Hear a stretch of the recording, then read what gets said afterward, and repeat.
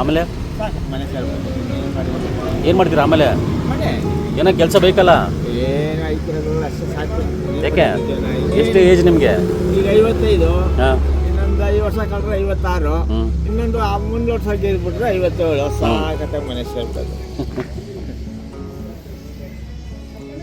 65 ಅಂದರೆ ಆಗಲ್ಲ ಗುರುಗಳೇ. ಧೂಳು, ಬಿಸಿಲು, ಗಾಳಿ, ಮಳೆ. ಯಾಕೆ? ನಮ್ಮ ಮಗ ಅದೇ ಹೇಳೋದು, ಅಪ್ಪ ನಿನ್ನ ಕೈಲಾಗಂಟ ಮಾಡು. ಏನು ಮಾಡ್ತಾನೆ ಮಗ? ಮಗ ಇಲ್ಲಿ ರಂಕ್ಷನ್ಸ್ ಪೇಟೆಗೆ ಹೋಗ್ತಾನೆ. ಹೌದಾ? ಇಲ್ಲಿ BM ಪಕ್ಕ ರಂಕ್ಷನ್ಸ್ ಅಂತ ಐತೆ, ಹ್ಞೂ. ಅಲ್ಲಿಗೆ ಪರ್ಮೆಂಟ್ ಆಗುತ್ತೆ. ಈಗ 35 ಸಿಗ್ತಾ ಐತೆ. ನಿಮ್ಮ ಜಾಸ್ತಿ ಹೋಯ್ತೆ. ನಮ್ಮ ಖರ್ಚು ಡೈಲಿ 200 ರೂಪಾಯಿ ಖರ್ಚು ಅಷ್ಟೇ. ಆರಾಮಿರೋದು ಏನೈತಿ ಜೀವನದಲ್ಲಿ? ಇನ್ನೇನು ಅದಕ್ಕೆ ಏನಿಗೆ ಇನ್ನೂ ಏನು ಬರಲಿ ರೀ. ಸಾಕತ್ತೆಗೆ ಎಲ್ಲ ಮದುವೆ ಮಾಡಿದ್ದೀನಿ. ಎಲ್ಲ ಅವ್ರ ಜೀವನ ಅವ್ರವರು. ಮಗ ಮನೆ ಕಟ್ಕೊಂಡ. ನಮ್ಮದು ಸಣ್ಣಂಚು ಮನೆ ಇತ್ತು.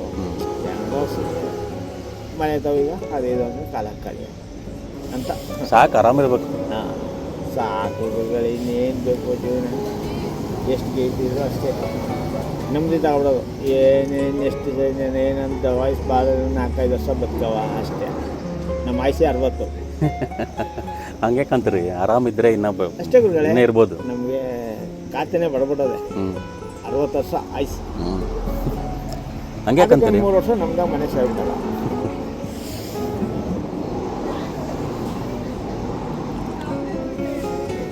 ಮತ್ತೆ ಅಷ್ಟೇ ಜೀವನ. ಹೇಳಿದ್ನಲ್ಲ.